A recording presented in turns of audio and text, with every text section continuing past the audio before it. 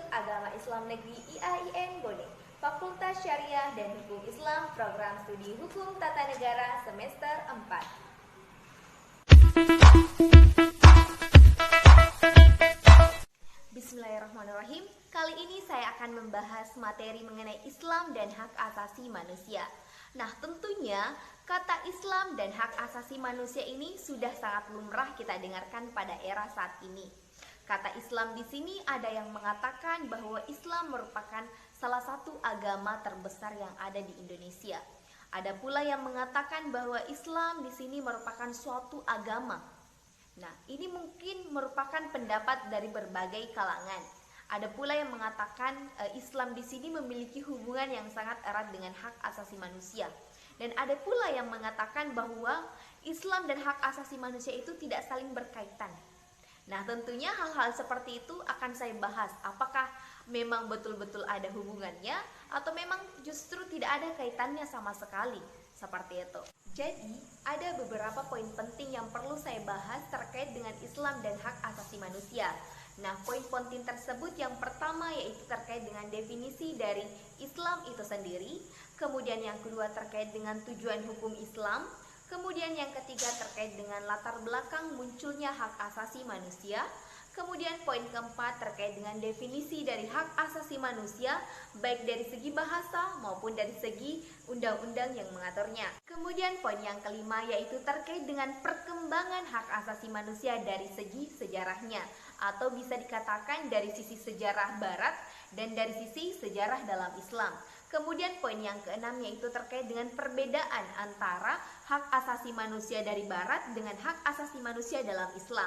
Kemudian poin terakhir yaitu terkait dengan hubungan antara hak asasi manusia dengan tujuan hukum Islam. Jadi poin pertama yang akan saya bahas yaitu terkait dengan definisi dari Islam itu sendiri. Jadi definisi Islam itu terbagi menjadi dua bagian, yaitu secara etimologi dan secara terminologi. Lampiran mengenai penjelasannya saya sisipkan di sini.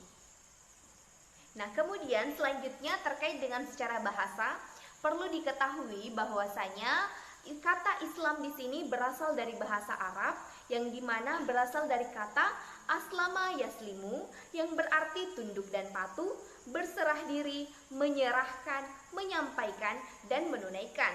Sedangkan secara istilah atau secara terminologis, Islam ini bermakna sebagai penyerahan diri, kepatuhan, ketundukan terhadap perintah Allah Subhanahu wa taala serta pasrah dan menerima dengan puas terhadap ketentuan-ketentuan serta hukum-hukumnya. Kemudian poin yang kedua yaitu terkait dengan tujuan dari hukum Islam. Nah, perlu kita ketahui bahwasanya tujuan hukum Islam itu terbagi atas 5. Yang pertama yaitu untuk melindungi agama, kemudian yang kedua yaitu untuk melindungi jiwa, kemudian yang ketiga yaitu untuk melindungi akal, kemudian yang keempat yaitu untuk melindungi keturunan, dan yang kelima yaitu untuk melindungi harta.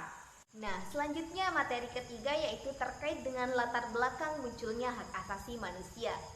Nah, perlu diketahui bahwasanya hak asasi manusia ini lahir bersamaan dengan tumbuhnya Islam. Hak asasi manusia tumbuh karena dilatar belakangi oleh suatu kekuasaan yang zalim. Menurut Aristoteles, ia mengatakan bahwasanya manusia ini merupakan makhluk sosial. Sedangkan Ibnu Khaldun juga mengatakan bahwa manusia ini merupakan makhluk ekonomi, makhluk yang berpengetahuan, makhluk sosial, dan makhluk yang berperadaban, yang artinya itu menciptakan suatu hidup tertentu untuk mencapai suatu kesempurnaan. Nah, adapun beberapa pendapat mengenai munculnya hak asasi manusia di sini, di mana ada beberapa pendapat yang menyatakan bahwa hak asasi manusia di sini muncul karena adanya suatu perbudakan.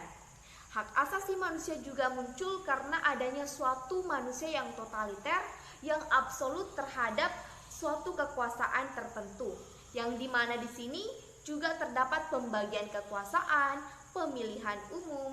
Hak asasi manusia juga lahir karena adanya suatu perlawanan dari rakyat untuk memperjuangkan hak-haknya, dan perjuangan rakyat tersebut itu dibuat dalam suatu dokumen yang dinamakan dengan hak asasi manusia. Nah, secara psikologis juga Plato juga mengatakan pendapatnya. Beliau mengatakan bahwasanya manusia dalam hal ini, jiwa manusia tersusun dari 3 hal. Apa saja hal tersebut? Yang pertama yaitu terkait dengan epitumia, kemudian yang kedua yaitu thamos, kemudian yang ketiga yaitu naos atau logostikon. Apa itu epitumia? Jadi epitumia di sini berarti hasrat atau kehendak akan segala sesuatu yang bersifat material. Misalnya saja kehendak untuk makan, kehendak untuk minum, kehendak untuk tidur, dan kehendak yang lain. Kemudian yang kedua yaitu terkait dengan thamos. Apa sebenarnya itu thamos? Thamos itu bisa dikatakan sebagai suatu semangat atau juga bisa dikatakan sesuatu yang ada dalam setiap diri manusia. Misalnya saja selalu ingin menang, selalu ingin dipuji, selalu ingin dihargai, dan lain sebagainya. Kemudian yang ketiga yaitu terkait dengan naos atau logostikon. Nah, perlu diketahui bahwasanya nagos ini merupakan bisa dikatakan sebagai suatu akal, atau ini merupakan wadah untuk membangun suatu pengetahuan dan untuk membangun suatu budaya tertentu misalnya. Ilmuwan dari Jerman pun juga mengatakan pendapatnya terkait dengan tindakan manusia. Jadi, ilmuwan dari Jerman di sini menyatakan bahwasanya tindakan manusia ini dipengaruhi oleh 3 hal. Yang pertama yaitu terkait dengan id, kemudian yang kedua yaitu terkait dengan ego, kemudian yang keempat yaitu terkait dengan super ego. Apa itu id? Id itu bisa dikatakan sebagai hasrat. Nah, sama yang penjelasan saya tadi terkait dengan kehendak atau hasrat, contohnya sama saja.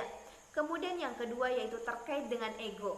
Ego ini bisa dikatakan merupakan suatu rasio atau akal manusia. Kemudian yang ketiga terkait dengan super ego. Nah, apa itu super ego?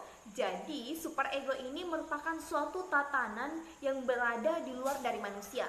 Misalnya saja hukum, adat istiadat, norma, dan lain sebagainya.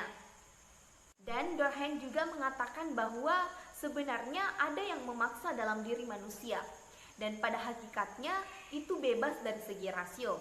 Apabila misalnya manusia menggabungkan diri dengan orang lain, maka akan dibatasi tatanan sosialnya atau dalam hal ini kebebasannya.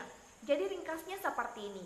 Ketika misalnya manusia yang pertama menggabungkan diri dengan manusia yang lain, maka kebebasannya itu akan dibatasi. Seperti itu. Nah, kemudian perlu juga diketahui bahwasanya isi dalam masyarakat itu adalah aturan. Dan masyarakat di sini merupakan kumpulan dari beberapa manusia yang dimana di sini manusia itu terdiri dari beberapa orang. Jadi antara manusia dalam hal ini individu dengan masyarakat itu sama-sama penting. Individu ini tidak bisa hidup tanpa adanya suatu masyarakat karena individu ini sangat membutuhkan suatu tatanan sosial. Selanjutnya materi yang keempat yaitu terkait dengan definisi dari hak asasi manusia. Jadi definisi yang pertama yaitu secara bahasa.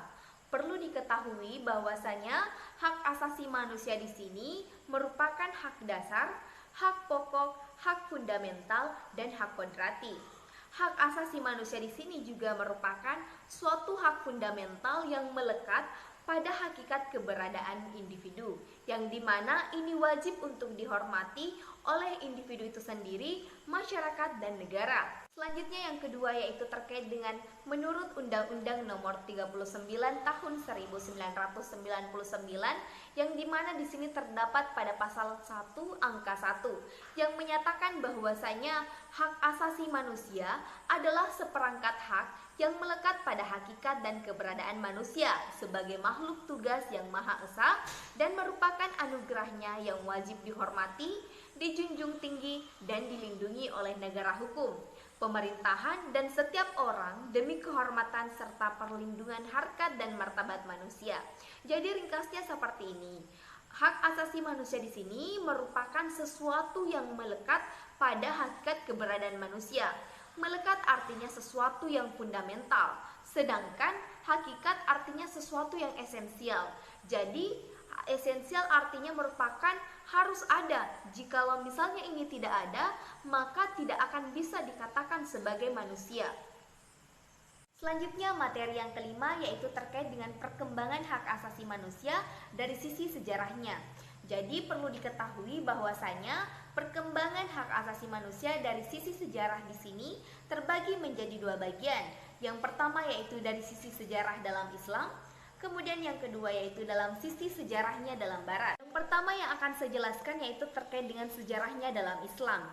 Perlu diketahui bahwasanya pada abad ke-7 Rasulullah Shallallahu Alaihi Wasallam di sini mengeluarkan Piagam Madinah yang terkait dengan hak asasi manusia. Konsepsi Islam tentang hak asasi manusia dapat dijumpai dalam sumber utama ajaran Islam, yakni Al-Quran dan As-Sunnah. Keduanya ini merupakan sumber ajaran normatif. Praktik dari hak asasi manusia ini dapat dijumpai pada praktik kehidupan sehari-hari Nabi Muhammad SAW, yang dimana ini dikenal dengan sebutan sunnah atau terkenal dengan tradisi Rasulullah SAW. Terdapat dua prinsip pokok dalam Piagam Madinah yang terangkai dalam hal 47 butir yang terdapat dalam pasal Piagam Madinah tersebut. Yang pertama yaitu terkait dengan semua pemeluk Islam adalah satu umat atau walaupun mereka misalnya berbeda agama, suku maupun bangsa. Kemudian yang kedua yaitu terkait dengan hubungan antara komunitas muslim dan non-muslim di sini didasarkan pada suatu prinsip-prinsip. Adapun prinsip-prinsip tersebut yang pertama yaitu berinteraksi secara baik dengan sesama tetangga, kemudian yang kedua yaitu saling membantu dalam menghadapi musuh bersama, kemudian yang ketiga yaitu saling menasehati, kemudian yang keempat yaitu menghormati kebebasan beragama. Kemudian dalam Piagam Madinah itu misalnya pada pasal 25 yang menyatakan tersedianya suatu kebebasan beragama dan mengamalkan agamanya. Sedangkan ketentuan hak asasi manusia yang terdapat dalam Deklarasi Kairo terkait dengan hak asasi manusia ada beberapa.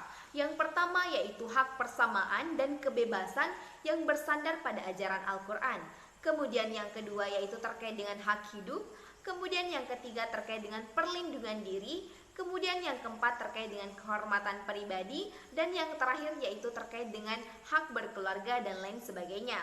Perlu juga diketahui bahwasanya menurut tingkatannya ada 3 bentuk hak asasi manusia dalam Islam. Yang pertama yaitu hak dasar, kemudian yang kedua yaitu hak sekunder, kemudian yang ketiga yaitu hak primer.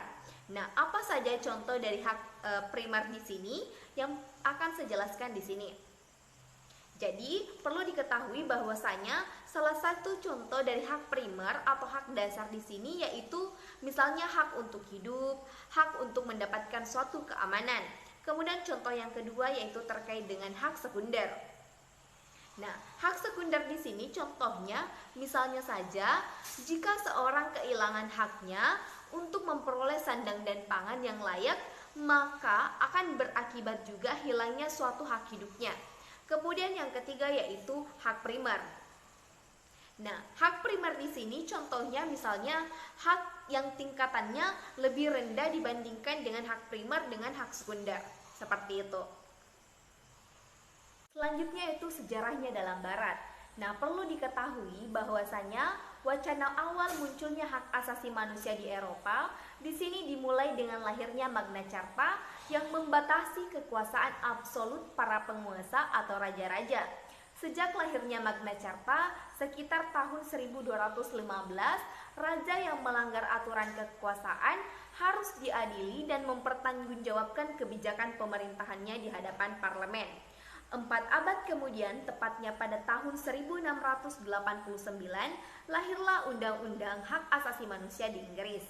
Nah, pada masa itu pula muncullah istilah equality before the law, yang berarti kesetaraan manusia di muka hukum. Nah, menurut Bill of Rights, asas persamaan manusia di hadapan hukum ini harus diwujudkan betapapun berat rintangan yang akan dihadapinya. Inggris sering disebut sebagai negara pertama di dunia memperjuangkan hak asasi manusia. Perjuangan tersebut nampak dengan adanya berbagai dokumen-dokumen negara yang berhasil disusun dan disahkan. Adapun salah satu dokumen tersebut yang pertama yaitu dokumen terkait dengan Magna Carta, kemudian yang kedua yaitu Habeas Corpus Act, kemudian yang ketiga yaitu Bill of Rights. Nah, selanjutnya John Locke juga mengatakan bahwasanya tujuan dibentuknya negara di sini yaitu untuk melindungi hak-hak alamiah dasar. atau bisa dikatakan sebagai hak-hak alamiah warga negara, yang dimana hak-hak alamiah tersebut di sini terbagi menjadi 3 bagian. Yang pertama yaitu hak untuk hidup, kemudian yang kedua yaitu hak kebebasan, kemudian yang ketiga itu hak atas kepemilikan properti atau dalam hal ini milik pribadi. Materi selanjutnya yaitu terkait dengan perbedaan antara hak asasi manusia dalam Barat dengan hak asasi manusia dalam Islam. Nah, berkaitan dengan pemaparan terkait dengan perbedaannya, saya paparkan di sini. Jadi, perlu diketahui bahwasanya hak asasi manusia di dalam Barat di sini yaitu hak asasi manusia bersumber dari pemikiran filosofi semata. Kemudian yang kedua yaitu bersifat antroposentris, yang berarti segala sesuatu berpusat pada manusia. Dan yang ketiga yaitu lebih mementingkan hak daripada kewajiban, serta lebih bersifat individualistik, dan manusia ini dilihat sebagai pemilik sepenuhnya hak-hak dasar. Sedangkan ketika kita tinjau dari hak asasi manusia dalam Islam, di sini hak asasi manusia bersumber pada ajaran Al-Quran dan As-Sunnah. Kemudian bersifat teosentris atau segala sesuatu ini berpusat pada Tuhan. Kemudian yang ketiga yaitu keseimbangan antara hak dan kewajiban. Kemudian yang keempat yaitu kepentingan sosial diperhatikan. Dan yang terakhir yaitu manusia dilihat sebagai makhluk yang dititipi hak-hak dasar oleh Tuhan. Selanjutnya materi yang terakhir yaitu terkait dengan hubungan hak asasi manusia dengan tujuan hukum Islam. Perlu diketahui bahwa tujuan hukum Islam di sini ada 5. Yang pertama yaitu untuk melindungi agama, yang kedua untuk melindungi jiwa, yang ketiga untuk melindungi akal, dan yang keempat yaitu untuk melindungi keturunan serta untuk melindungi harta benda. Nah, apa saja sih sebenarnya hubungan antara hak asasi manusia dengan tujuan hukum Islam yang barusan saya tadi paparkan? Jadi yang pertama yaitu terkait dengan untuk melindungi agama. Perlu diketahui bahwasanya di sini ada suatu kebebasan beragama, bebas melaksanakan ibadah sesuai dengan ajaran agama masing-masing. Kemudian yang kedua yaitu untuk melindungi jiwa. Artinya adanya suatu kebebasan hak atas hidup, perlindungan terhadap jiwa manusia. Nah, kemudian yang ketiga yaitu hak untuk melindungi akal. Nah, untuk melindungi akal di sini artinya adanya suatu kebebasan untuk mengakses pendidikan. Dan sekarang ini sudah banyak wanita yang sudah sangat cerdas dibandingkan dengan laki-laki. Itu merupakan salah satu contoh dari hubungan antara hak asasi manusia dengan tujuan hukum Islam itu sendiri. Kemudian yang keempat yaitu untuk melindungi keturunan. Perlu diketahui bahwasanya hubungan antara hak asasi manusia dengan tujuan hukum Islam dalam hal ini untuk melindungi keturunan yaitu adanya suatu kebebasan hak untuk melakukan suatu perkawinan. Dan yang kelima yaitu terkait dengan untuk melindungi harta benda. Nah, untuk melindungi harta benda di sini secara relatif ini melekat dan tidak melekat pada hakikat keberadaan individu. Misalnya saja harta bendanya yaitu handphone, dan ini merupakan melekat pada diri manusia, misalnya dibawa ke kampus, dan misalnya juga motor yang senantiasa dibawa ke kampus oleh mahasiswa. Baik, sekian dari hasil presentasi saya. Segala kekurangannya mohon dimaafkan. Akhir kata saya ucapkan wassalamualaikum warahmatullahi wabarakatuh.